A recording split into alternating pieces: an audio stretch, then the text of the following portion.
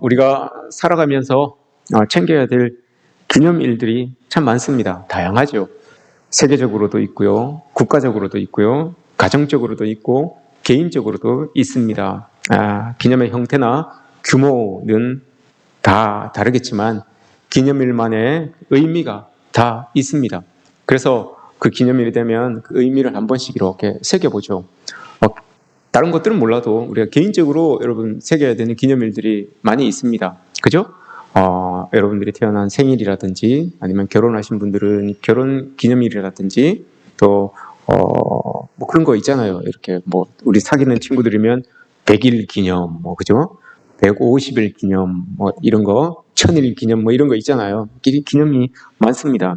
그래서 어떤 사람들은 그 기념일을 혹시 잊을까봐 뭐 길게는 뭐 한 2달 전부터, 3달 전부터 계속 언지를 주죠. 그날이 내 생일인데, 그날이 그런 기념일인데, 뭐가, 받고 싶기도 하고, 손가락이 허전하기도 하고, 계속해서 언지를 줍니다. 그죠? 그랬음에도 불구하고 그 기념일을 여러분 잊고 지나갔어요. 까먹고 지나갔어요. 그럼 여러분 어떻게 됩니까? 잊고 지나가 보신 분들은 혹시 그런 경험이 있으십니까? 저는 좀 그런데 무감각합니다. 무덤덤합니다. 그래서 제 생일 챙기는 것도 별로 중요하게 생각하지 않고요. 그렇습니다. 그래서 하여튼 주변에 이런 것들 별로 안 그러거든요. 근데 또 그렇지 않은 사람도 또 있어요. 꼭 되게 중요하게 생각하는 사람이 있어요. 그래서 일주일 전부터 막 세레모니를 준비하고 하는 분이 있어요. 그죠? 근데 그걸 잊고 지나갔어요. 어떨까요? 한 달 내내 뽑기는 거죠, 뭐. 그죠? 길어지면 한 6개월 정도 뽑깁니다. 다음 해에 올 때까지, 다음 해 그날이 올 때까지 뽑겨요. 작년 이때는 왜 잊었니, 어쩌니, 그죠? 이야기를 합니다. 오늘이 여러분 맥주 감사 주일입니다. 지난 주일날 광고를 했어야 되는데 제가 잊었습니다. 1년 내내 하나님께 뽑기게 생겼어요, 이제. 큰일 났습니다. 예, 송구합니다. 하나님께 송구하고 여러분들에게 송구합니다. 송구한 마음을 담아서 오늘은 설교를 전하도록 하겠습니다. 일주일이 아니라 1년 내내 이거 뽑힐 거 생각하니까 하나님 끔찍합니다. 예, 하나님 알아주시겠죠. 예, 절기, 오늘은 절기입니다. 맥주 감사 주일이라고 해서 맥주 절기라고 하는데, 절기라고 하는 말은 여러분 왜 제가 이렇게 송구한 마음이 드는가 하면 절기라고 하는 이 단어가 가지고 있는 의미 때문에 그런 거예요. 절기라고 하는 단어는 모헤드라고 하는 단어를 씁니다. 이 단어가 뜻하고 있는 것이 하나님께서 복 주시려고 약속한 날짜라고 하는 의미를 가지고 있어요. 그러니 여러분 제가 얼마나 송구하겠습니까? 하나님이 복 주시려고 딱 약속해 놓으신 그 날짜 딱 약속해 주셨는데 그걸 제가 광고를 안 하고 훌쩍 넘어가 버린 거예요. 그게 얼마나 마음이 조금 그렇겠습니까? 그래서 여기에 대해서 다시 한번 여러분들에게 말씀을 드리는 거예요. 오늘은 하나님께서 우리에게 복 주시기 위하여서 약속한 날짜, 정해놓으신 그 시간, 모헤드라고 하는 절기 중에 하나, 맥주절입니다. 특별히 오늘 본문에서 맥주절을 지키라라고 이렇게 이야기를 합니다. 지키라라고 하는 이 말씀 안에는 기억해라, 그리고 행해라 이런 의미가 담겨져 있죠. 뭘 여러분 기억해서 행해야 될까요? 맥주절이라고 하는 하나님이 오늘 특별히 맥주절을 지키라라고 이렇게 이야기하는데 기억하고 행하라라고 이렇게 말씀하시는 거예요. 뭘 기억하고 행해야 될까? 왜냐, 레위기 23장에 보면 이스라엘의 모든 절기가 레위기 23장에 나옵니다. 중요한 절기가 7대 절기가 23장에 나오는데 그 23장에서 뭐라고 말씀하시는가 하면 이 절기는 우리의 것이 아니라 이스라엘 백성들의 것이 아니라 나 하나님의 절기다, 여호와의 절기다라고 이렇게 이야기를 합니다. 여호와의 절기다라고까지 하시면서 그 절기를 꼭 지켜야 된다라고 하는 이유가 여러분 도대체 뭐겠습니까? 예수님과 동시대를 살았던 역사학자 요세푸스가 기록한 책에 의하면 당시에 예루살렘 인구가 한 60만 정도 됐다고 합니다. 근데 이 절기마다 많은 사람들이 오늘 명령을 따라서 절기를 지키기 위해서, 기억하고 행하기 위하여서 예루살렘을 찾았는데 250만 정도가 절기가 되면 몰려든다고 합니다. 그 250만이 절기를 따라서 양을 드리죠. 양을 잡아서 드리는데 양만 잡아서 하나님 앞에 올려드리는 예배로 사용되는 양만 25만 마리가 된다고 합니다. 그러니까 여러분 엄청나죠. 뭐 눈만 돌리면 양 잡는 그런 이 모습들이 보여지게 되는 것이고 그 양의 피가 뿌려지게 되는 것을 늘 보게 되는 거예요. 이런 게 바로 하나님께서 오늘 지키라, 기억해서 행하라라고 하신 이 절기의 모습입니다. 어떤 의미를 여러분 하나님께서 기억하라라고 하시는지, 하나님은 자기의 절기라고까지 말씀하시면서 지키라고 하셨던 그 의미, 그게 뭔지, 특별히 맥주절이 가지고 있는 의미가 뭔지 여러분 우리가 한번 살펴보도록 하겠습니다. 맥주절이라고 하면 쉽게 우리는 보리맥자를 써서 보리를 추수하는 절기, 여기에 감사하여서 하나님께 예배를 드리는 것, 이렇게만 단순하게 알고 있는데 맥주절에 대해서 우리가 한번 더 깊이 어떤 의미를 가지고 있는지 한번 살펴보도록 하겠습니다. 이스라엘의 모든 절기의 시작은 6월절에서부터 시작합니다. 6월절에서부터 시작을 합니다. 6월절은 우리가 잘 알고 있는 것처럼 히브리 노예들이, 이스라엘이 히브리인으로서 노예로 애굽에서 400년 동안 종살이를 합니다. 근데 그 종살이에서 하나님께서 그들을 구원하기 위하여서 모세를 세워서 바로에게 나가게 합니다. 그러나 바로가 완고하여서 그 말을 듣지 않죠. 그래서 하나님께서 수많은 재앙을 경험케 해서 그 완고함을 꺾으려고 하십니다. 그런데 바로가 그 완고함을 꺾지 않습니다. 그래서 하나님께서 최종적으로 재앙을 하나 계획을 하셨는데, 애굽의 모든 척것들, 장자들은 다 죽임을 당할 것이다 라고 하는 이 장자의 죽음을 하나님께서 예고하셨습니다. 그때 여러분 옵션을 하나 딱 걸어 놓으셨죠. 단 히브리 종들의 가정은 양을 잡아서 그 양의 피를 인방 문설주에 이렇게 발라 놓으면 그것을 기호로 해서 그게 발려져 있는 곳은 죽음의 영이 넘어가겠다라고 이렇게 약속을 해 주셨습니다. 그래서 애굽의 모든 장자가 죽던 날 밤에 히브리인들의 가정은 그 심판이 지나갔습니다. 장자의 죽음에 대한 심판이 넘어갔어요. 그래서 그것을 영어로 패스, 넘어가다, 오버, 넘어가다 이 말이잖아요. 패스 오버, 넘어가다, 극복되다 이 말이잖아요. 그래서 이게 6월절입니다. 넘어가다, 심판과 저주와 재앙이 넘어갔다 해서 6월, 넘어갔다. 6월이 한문으로 6월, 넘을 월입니다. 그렇게 해서 6월절이라고 이렇게 이야기를 하는 것이죠. 여기에서부터 이 사건이 얼마나 중요했는지 성경에서도 이 날, 출애굽기 12장에서 그렇게 이야기를 하죠. 이 날을 우리 이스라엘 민족들의 첫 새해로 삼겠다 이렇게 이야기를 해요. 출애굽기 12장 2절에서 보시면 이 날 6월절 어린 양의 피가 흘려진 이 날을 우리의 출발 연호로 삼겠다라고 이렇게 이야기를 합니다. 이게 그만큼 중요한 거죠. 그래서 이때부터 이 양을 잡은 날이 14일인데 1월 14일인데 이때부터 6월절 절기가 이제 이렇게 시작이 되는 거죠. 6월절 절기는 6월 당일 6월 14일인데 그 다음 날부터 무교절이 시작됩니다. 무교절이라고 하는 것은 누룩 없는 빵, 누룩 없는 떡, 이게 보리떡이에요. 이 보리떡을 먹는 날입니다. 누룩 없는 떡, 이걸 먹는 날이죠. 이걸 일주일 동안 지키는 거예요. 일주일 동안 지키면서 왜 누룩을 넣지 않는 빵을 먹느냐라고 하면 하나님의 구원에 있어서는 어떤 것도 그 안에 가미되지 않는다는 거. 우리를 구원하시는 하나님의 그 구원의 역사 속에서는 인간의 어떤 노력이나 인간의 어떤 의지나 아무것도 개입되지 않는다는 거. 그걸 가르쳐 주기 위하여서 누룩 없는 빵을 먹으면서 그걸 기억하는 거예요. 우리의 구원은 온전히 어린 양의 피로 구원된 것이구나. 온전히 우리를 구원해 주신 그 하나님의 은혜만이 우리를 구원해 주신 것이구나 라고 하는 거. 그걸 기념하기 위해서 누룩 없는 빵을 먹으면서 그걸 기억하는 거예요. 나의 구원은 온전히 하나님께로부터 온 것이구나 라는 것을 기억하면서 누룩 없는 빵을 먹는 거죠. 그렇게 누룩 없는 빵을 먹으면서 그럼 일주일 동안 해야 되는 게 있어요. 일주일 동안 하는 게 있는데 그게 뭔가 하면 집안 청소를 해야 됩니다. 여러분들이 좀 집안 청소를 좀 자주 하십시오. 이렇게 무교절을 지키는 것처럼.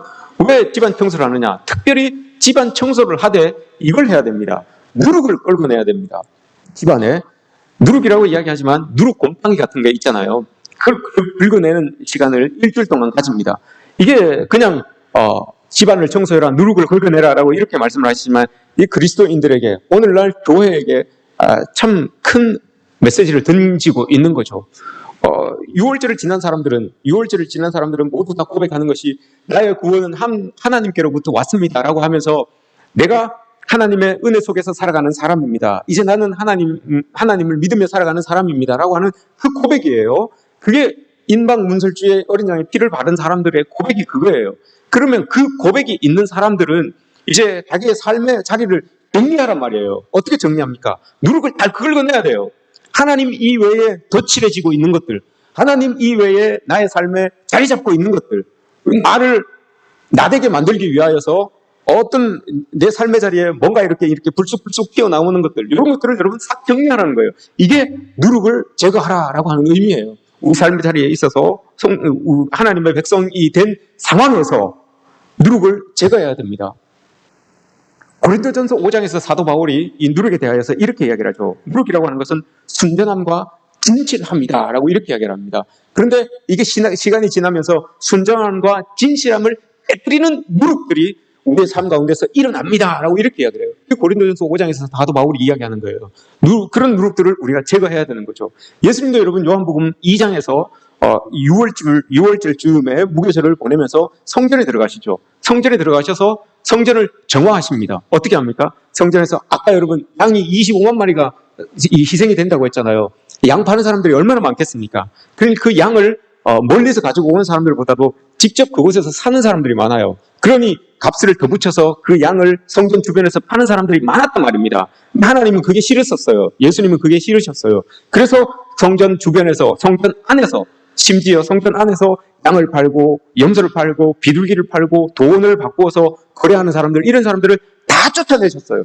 이게 여러분 정화하는 거예요. 왜냐? 순결하고 정결한 것들, 이런 것들이 아닌 것들은 예수님이 원하지 않으시는 거예요. 그래서 그것들을 싹 제거해버리시는, 그걸 누룩을 제거하는 일이다라고 이렇게 말씀하시는 겁니다. 성전 청결을 하신 성전 청결 사건이 일어난 이유가 바로 이거예요.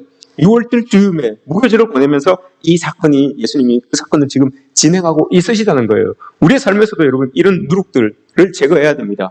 누룩이라고 하는 것은 개인이든지 공동체든지 교회든지 시간이 지나면서 또 세월이 흐르면서 곰팡이처럼 낍니다, 여러분. 복음, 예수님의 십자가, 은혜, 이 외의 것들이 여러분 우리에게 덕지덕지 이렇게 붙어갑니다. 그럼 이런 것들을 정기적으로 제거해 줘야 됩니다.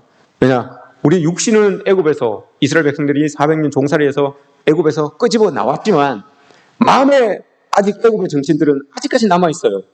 그래서 하나님과 동행하면서 광야의 길을 걸으면서도 틈만 나면 애굽으로 돌아갔으면, 애굽이 그립다, 애굽에서 먹던 것 이것도 있었는데 저것도 있었는데 하면서 애굽을 자꾸 생각해내잖아요.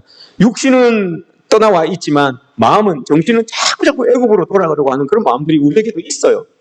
모든 그리스도인들도, 교회도 이런 모습들이 있다는 겁니다. 그래서 정기적으로 우리는 이 누룩을, 우리 마음속에 자리하고 있는, 우리 정신에 자리하고 있는 이 누룩들, 애굽을 향하려고 하는 그 누룩들을 자꾸 제거해내야 된다는 것, 이게 여러분 절기가 가지고 있는 의미입니다. 특별히 오늘 맥주절을 통하여서 우리에게 이런 메시지를 주시는 것이죠. 구원의 길을 걸으면서도 틈만 나면 애굽을 생각하는 그런 모습들, 이걸 여러분 우리가 걷어내었으면 좋겠다라고 이렇게 하나님 말씀하고 계시는 겁니다. 무교절을 지내면서 동시에 여러분 무교절과 함께 시작되는 것이 초실절입니다. 초실절.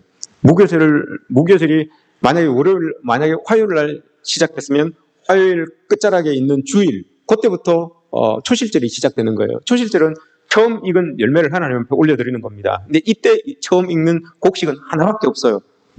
밀입니다. 밀을 하나님 앞에 올려드리는 거, 이게 초실절이에요. 무교절과 함께 시작되는 절기가 초실절입니다. 초실절 주일부터 시작된 그 주일부터 시작되어서 7주를 지킵니다. 7주. 그게 초실절 기간을 이렇게 딱 초실절로부터 시작해서 7주를 이렇게 지냅니다. 그럼 여러분 며칠이 지나는 겁니까? 며칠이 지나는 거예요? 77이 몇입니까? 77이 79입니까? 77이 49잖아요. 49일이 지나는 거예요. 49일이 지나는 겁니다. 초실절부터 시작해서 7주를 그걸 지낸단 말입니다. 7주를 지나면 49일이 되죠. 49일 되는 그날을 여러분 7이 7번 되잖아요. 7일이라는 일주일을 7주 하라고 하니까 7 이렇게 되는 거잖아요. 그래서 7이 2번 겹친다고 해서 77절이라고 이렇게 이야기를 합니다. 77절. 근데 레위기 23장에서 보면 이스라엘 백성들은 이 완전수 7 두 개가 겹쳐지니까 이거는 더 완전한 수다라고 해서 그 뒤에 한 날을 또 안식일로 지켜라라고 이렇게 이야기를 합니다. 그래서 그 뒤에 한 날을까지 치면 며칠입니까?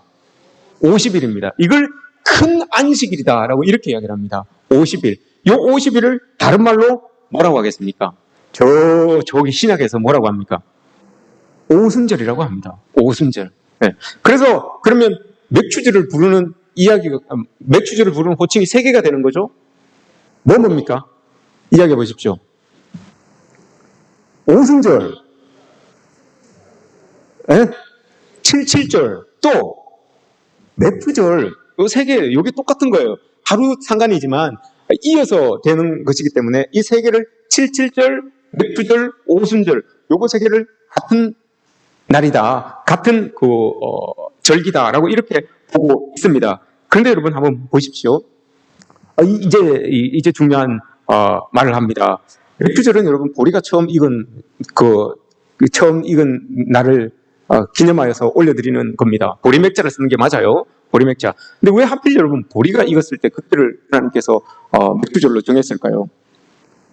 예수님이 요한복음 6장에서 말씀하시죠. 나는 하늘로부터 내려온 생명의 떡이다라고 이렇게 말씀하십니다. 그래서 그 떡을 나누어서 백성들에게 나누어주죠. 그게 여러분 보리떡이었습니다. 예수님이 보리떡이었습니다. 그게 보리맥자예요. 보리떡이에요. 그 떡이 참 보리떡같이 볼품없는 인생으로 이 땅에 오셔서, 그렇지만 볼품없는 이 보리떡이지만 이 세상 사람들을 살릴 수 있는 떡이 바로 나다라고 하는 것, 그걸 보여주는 거예요. 그래서 맥주절이 보리 투수 때, 요때 일어나는 겁니다. 떡병자를 쓰는 거잖아요.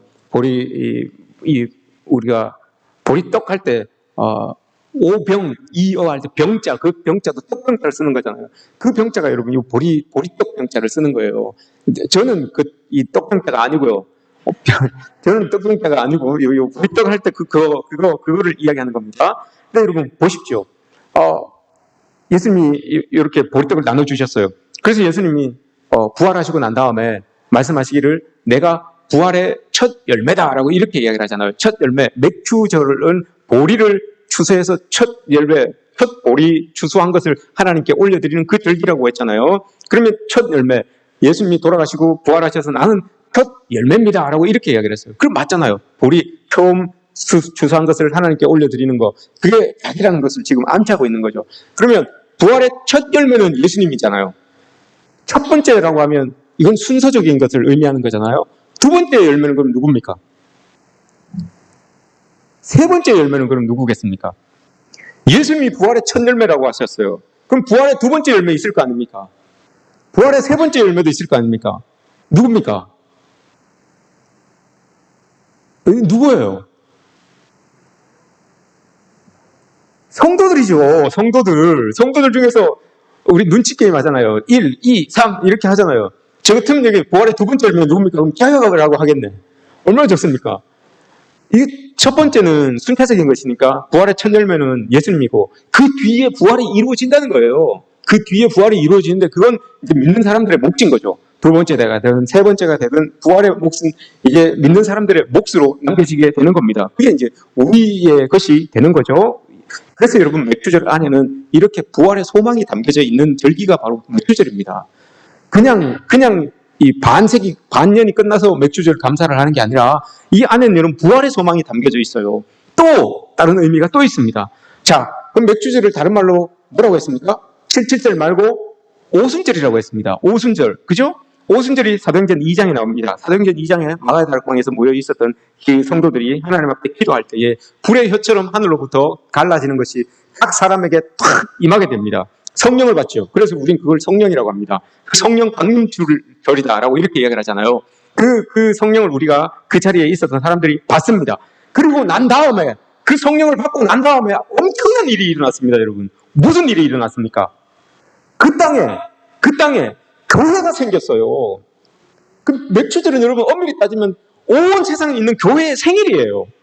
이게 여러분 맥주절이에요. 엄청난 일이잖아요. 이 땅에 생전 없었던 이 땅에 초대교회 성도들을 통하여서 성령이 오순절날 임함으로 인하여서 그 땅에 교회가 생겨졌어요. 또 중요한 게 또 있어요. 교회가 생겨지고 나서 성령이 임하여서 교회가 생겨지고 그 성령이 각자에 다 임하였다 했잖아요. 각자에게 임한 성령 임함을 받은 성령의 임재를 받은 그 성도들이 밖으로 나아가서 여러분 막 이야기를 합니다. 그 교회의 성도들이 생겨난 교회의 성도들이 밖으로 나가서 막 이야기를 합니다. 무슨 이야기를 하는가 하면 그 사람들이 하나님의 사도행전 2장 11절 보시면 하나님의 큰 일을 말하더라라고 이렇게 이야기를 해요. 하나님의 큰 일, 다른 거 이야기하지 않고요. 그 사람들이 나가서 성령을 받고 교회가 만들어진 그곳에서 밖에 나가서 이야기를 하는데 하나님의 큰 일을 말하더라라고 이렇게 이야기를 합니다. 하나님의 큰 일이 여러분 뭐겠습니까? 사도행전 2장, 3장, 4장, 5장, 6장 스데반이 죽기까지 그 교회에 생겼던 초대교회에 있었던 성도들이 밖에 나가서 만나는 사람마다 증거를 했어요. 하나님의 큰 일을 이야기했는데 2장부터 7장까지 스데반이 죽기까지 그들은 한마디밖에 안 했어요. 뭘 이야기했는가?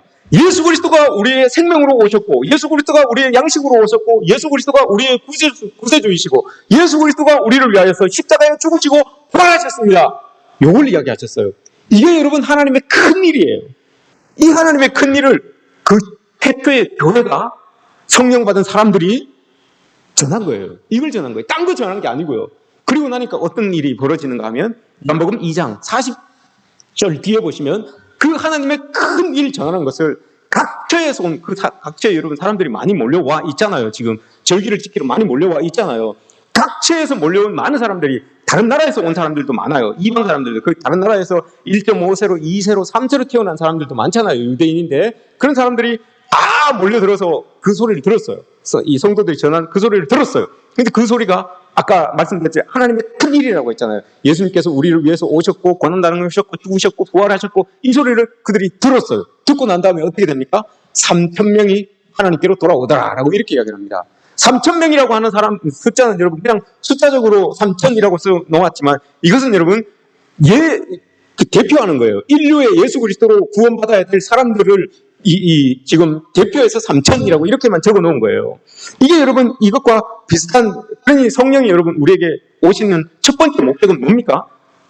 저기 고린도전서에서 이야기하는 12장 13장 거기에서 이야기하는 성령의 은사를 주시려고 여러분 성령이 우리에게 오시는 게 아니에요. 성령이 첫 번째 오셔서 첫 번째 오시는 목적, 그건 여러분 하나님의 큰 일, 그걸 여러분 우리에게 가르치고 그걸 전할 수 있게 만들기 위하여서 성령이 우리에게 오시는 목적이에요. 그게 첫 번째 목적이에요. 그거 위에 서는 건 없어요. 은사도 능력도 그 다음이에요. 성령이 첫 번째 오순절날 성령이 첫 번째 오셔가지고 하신 게 여러분 교회가 생겨지고 그 교회에서 성령을 받은 사람들이 변해서 하나님의 큰 일을 전하잖아요. 이게 첫 번째예요. 우리에게도 여러분 이런 은혜가 있어져야 되는 거죠. 이게 여러분 맥주절이라는 겁니다. 그 오순절날 교회가 생겨지고 그 오순절날 성령이 우리에게 들어오시고 그 성령이 들어오신 이 사람들이, 이 교인들이 하나님의 큰 일을 전하였던 그날이 여러분 맥주절이라고요. 오늘이라고요. 이게 얼마나 여러분 중요한 날입니까? 여러분 우리가 이 맥주절을 이렇게 지금 보내고 있는지 우리가 다시 한번 생각을 해봐야 되는 거죠. 이와 비슷한 사건이 구약에서 일어납니다. 구약에서 한번 일어나는데 어떻게 일어나느냐? 구약에서 6월절 어린 양의 죽음으로 밤을 지내고 나서 구원을 받은 히브리 노예들이 애굽에서 나옵니다. 애굽에서 나와서 모세를 선두로 해서 이 홍해를 건너죠. 홍해를 건너서 시내 광야 쪽에 있는 시내산 기슭에 딱 도착합니다. 시내산 기슭에 딱 도착합니다. 출애굽기 19장입니다. 출애굽기 19장의 내용입니다. 이때가 여러분 며칠이었을까요? 홍해를 지나고 나서 홍해를 출애굽하고 나서 이 사람들이 이 시내산 기슭에 딱 도착해서 모세가 하나님을 만나러 산으로 올라갔을 때 이때가 여러분 며칠이었을까요? 50일입니다. 딱 50일입니다. 19장 1절을 보시면 출애굽한 지, 애굽에서 나온 지 3개월을 이렇게 되어 있어요. 근데 그건 우리나라 말 버전이고요. 원문이나 영어 버전이나 공동 번역을 보시면 그 달 첫날이라고 이렇게 이야기를 하고 있습니다. 그럼 여러분 6월절이 며칠이라고 했습니까? 6월절이 며칠이라고 했습니까? 14일이에요. 14일. 14일에 그 달 첫날 3월 1일이겠죠? 3월 1일이죠. 그럼 그걸 계산해 보세요. 그럼 며칠이 나옵니까? 45일, 6일 정도 나옵니다. 근데 모세가 오늘 출애굽기 19장 말씀을 보시면 오르내렸던 때가, 물법을 받기 위해서 오르내렸던 때가 이틀입니다. 그리고 마지막으로 올라간 때가 3일입니다. 성령 하나님이 불 가운데서 오늘 출애굽기 19장 19장에서 18절에서 하나님의 성령이 불같이 임할 때, 그때가 여러분 50일째입니다. 성령이 불같이 임했던 그날, 이 신약에서 마가의 다락방에 성령이 임하셨던 오순절 그때가 여러분 이 모세가 율법으로 산에 올라갔을 때 하나님이 불같이 임하셨을 때, 그때가 50일입니다. 그때 사건과 지금 이 오순절 마가의 다락방에서 일어났던 사건이 매치가 되는 거죠. 또 매치가 되는 부분이 있습니다.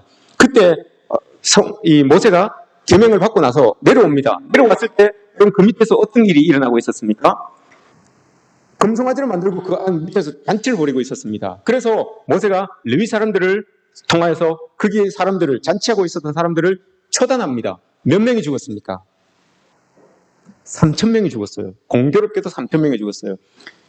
신약에서 오순절 성령 강림 사건을 받아서 교회 성도들이 전했던 말씀을 듣고 돌아온 사람이 몇 명이라고 했습니까? 3,000명이었어요. 여기에서 엉뚱한 짓 하다 죽은 사람이 몇 명이라고 했습니까? 50일 날 3,000명이 죽고 살고 했어요. 여기에서 죽었다라고 하는 요 3,000명은 여러분 하나님 밖에 있는 사람들로 대표되는 사람들이에요. 3,000명이라고 이야기는 하고 있지만 하나님 밖에 있는 사람들은 이렇게 심판받을 수밖에 없습니다라고 보여주는 거, 이걸 여러분 인류의 하나님 밖에 있는 사람들을 대표해서 보여주는 숫자의 의미입니다. 이런 절기가 여러분 우리가 지금 보내고 있는 이 맥추절이라고 하는 절기입니다. 여러분 이 절기가 얼마나 귀중하고 소중합니까? 우리 이렇게 맥추절을 보내야 되는 거죠. 이렇게 맥추절에 담겨져 있는 하나님의 구원이라고 하는 게 담겨져 있다는 것을 여러분 우리가 기억해야 됩니다. 오늘 말씀을 우리가 한번 자세히 보시면 하나를 더 봐야 될 게 있어요.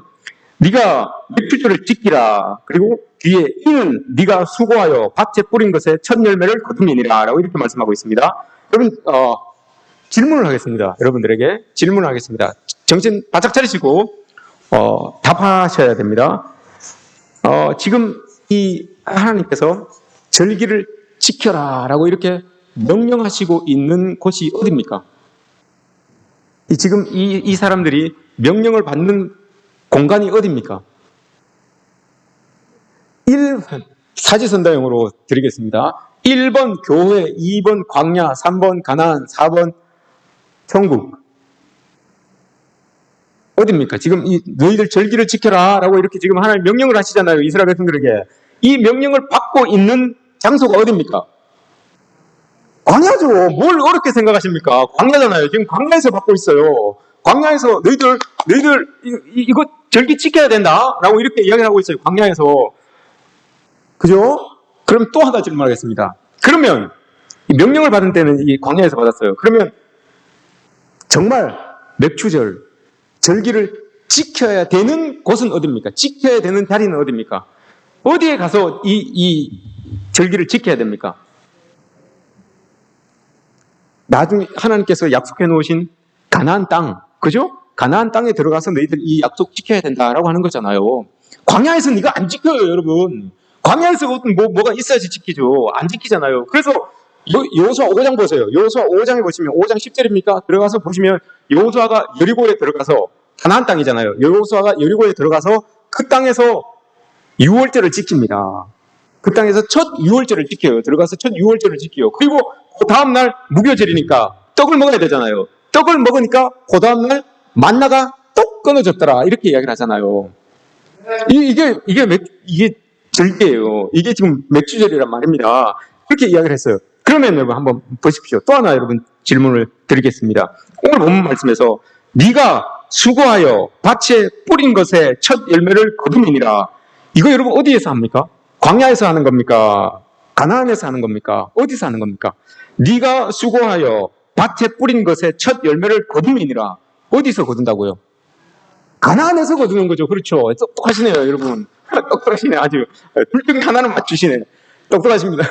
가나안 땅에 들어갔을 때 여러분 이렇게 하는 거예요. 그럼 네가 수고하여 밭에 뿌린 것을 첫 열매를 거둠이니라 라고 이렇게 말씀을 하고 있습니다. 그럼 여러분 또 하나 질문하겠습니다. 여러분에게 날마다 만나가 내려져서 만나를 먹고 살아가는 게 좋습니까? 아니면 가나안 땅에 들어가서 이렇게 가나안 땅에 들어가서 늘 수고하고 뿌린 것에 열매를 거둬먹는 게 좋습니까? 열매를 거둬먹는 게 좋다. 집사님은 또 만나를 매일 내리는 만나를 먹으면서 살아가는 게 좋습니까? 아니면 열매를 얻어서 내가 수고하고 땀 흘리고 한 그 열매를 얻어서 먹고 살아가는 게 좋습니까? 우리 집사님의 대답을 대표로 하겠습니다. 우리 교회 수준이 이 정도예요. 대단한 거예요. 다른 사람들은 여러분 이렇게 물어보잖아요. 그러면 뭐라고 이야기하는가? 만나요! 그렇게 이야기를 해요. 하늘로부터 내려오는 만나를 먹으면서 남다른 사람만 막 하면 얼마나 좋습니까? 그죠? 근데 아니에요, 여러분. 만나를 먹으려면 여러분 어디로 가야 돼요? 광야로 가야 돼요. 다 광야로 다 나가야 돼요. 그냥 아무것도 없어요. 집도 지을도 아무것도 없어요. 그곳에서 그냥 하늘에서 떨어지는 만나만 그냥 목적지를 향하여서, 가나안이라고 하는 목적지를 향해, 끝도 없는 목적지를 향하여서 가야 되는 그 광야에 있어야 돼요. 그래야지 만나가 떨어지는 거란 말입니다. 그런데 하나님께서 오늘 네가 수고하여, 이 말 안에는 여러분 너 분명히 가나안 땅에 들어갈 것이고 그곳에서 내가 이야기한 이 절기를 꼭 지키게 될 것이다 라고 하는 하나님의 확신이 들어있는 거예요. 하나님이 광야가 어떨지라도, 광야의 삶이 어떨지라도 그걸 통과할 것이고, 통과해서 내가 약속한 그 가나안 땅에 너 분명히 들어갈 것이고 그곳에서 씨를 뿌리고 얻게 될 것이다 라고 하는 하나님의 확실하신 인도하심의 약속, 이게 들어있는 거예요. 이게 맥추절이란 말입니다, 여러분. 얼마나 여러분 귀한 말씀입니까? 우리가 그 약속을 붙들고 이 지금 맥추절을 보내고 있어요. 이게 우리에게 주어진 이 내용이에요. 절기의 내용이에요. 얼마나 멋있습니까, 여러분? 확실하게 하나님이 이끌어 주실 테니까 너 그곳에 들어가서 하나님이 주시는 것을 먹고, 거두어서 먹고, 하나님께 절구를 지키면서 생각해라, 기억해라. 이게 그걸 기억하라는 거죠. 기억해라. 내가 어떻게 너를 인도하였고, 어떻게 이끌었고, 어떻게 은혜를 주었고, 어떻게 여기까지 왔고, 여기에 머물게 했는지 그거 기억해라 라고 하면서 하나님이 맥주절을 지키라 라고 이렇게 말씀하시는 것 아닙니까? 이런 은혜가 오늘 여러분 우리에게 이렇게 있는 거죠. 그러니 여러분, 이 지금 네가 수고하여 밭에 뿌린 것에 첫 열매를 거두미니라, 이건 여러분 특별한 날 주시는 그 만나 같은 은혜가 아니라, 이건 우리가 살아가고 있는 이 삶의 일상 속에서, 삶에서 주어지는 축복이에요. 참 귀하잖아요, 여러분. 우리 일상생활, 우리 때로는 눈물도 짓고 때로는 마음도 아프고 때로는 괴롭기도 한데, 하나님은 여러분 그 일상 속에서도 여전히 하나님의 부으시는 그 은혜를, 그 축복을 우리에게 주신다는 거예요.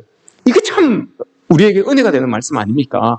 우리가 여러분들 모두가 다 이런 일상의 은혜를 받으시며 살아가시기를 주님의 이름으로 축복합니다. 가나안은 여러분 천국이 아니에요. 가나안을 여러분 우리가 천국으로 오해하는데, 천국이라고 하면 두 가지 조건이 있어야 돼요.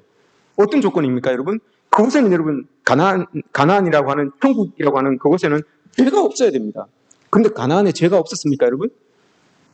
가나안 들어가서 얼마나 많은 죄를 지었습니까? 그때부터 죄가 발현된 것들 아닙니까? 사실 따지고 보면. 그리고 또 하나 천국에 없는 것이 있어요. 전쟁이 없어요. 가나안에 여러분 전쟁이 없었습니까? 얼마나 많은 전쟁이 있었습니까? 들어가서 정복하는 것부터 전쟁이었잖아요. 근데 가나안은 여러분 천국이 아니에요. 그럼 가나안이 우리에게 의미하는 게 뭡니까, 여러분? 우리의 일상이에요. 우리의 일상. 우리가 지금 발을 딛고 살아가고 있는 이 자리가 가나안 땅 같다는 거예요. 하나님의 인도하심, 죄도 많고 전쟁도 많고 어지러운 것도 많고 눈물도 많은 그곳이지만, 그곳에서 발 딛고 살아가는 우리는 하나님의 도우심으로, 그래도 그런 땅에서도 하나님의 도우심으로 살아가는 것이고, 하나님의 은혜로 살아가는 것이고, 그것을 순종하면서 그 전쟁을 이겨내고, 그 죄들을 이겨내고, 그걸 뽑아내면서 살아가는 걸 연습하는 땅, 궁극적으로 천국을 바라보면서 연습하면서 살아가는 땅, 그것이 여러분 가나안인 거예요. 그게 여러분 우리의 삶의 자리잖아요. 이 삶의 자리를 여러분 하나님께서 넉넉하게 이겨냈을 수 있도록 일상의 은혜, 일상의 축복을 우리에게 허락하신다라고 하는 말씀을 오늘 우리에게 주시는 거죠. 여러분, 이런 축복이 여러분들에게 임하시기를 축원합니다. 가나안의 리더가 누구였습니까? 가나안 땅으로 들어가는 리더가 누구였습니까? 말고요. 여호수아 안에서, 광야 말고요. 가나안 땅 안에서 리더가 누구였습니까? 여호수아죠. 여호수아를 다른 언어로, 헬라어로 하면 여호수아고요. 히브리 말로 하면 여호수아는 어떤 말이 됩니까? 예수아가 되죠. 예수아. 그걸 다시 라틴 말로 하면 어떻게 됩니까? 예수가 되는 겁니다. 여호수아 본받아 앞으로 가세. 우리 찬양도 있잖아요. 예수 본받아 가나안, 그렇게 사는 겁니다, 여러분.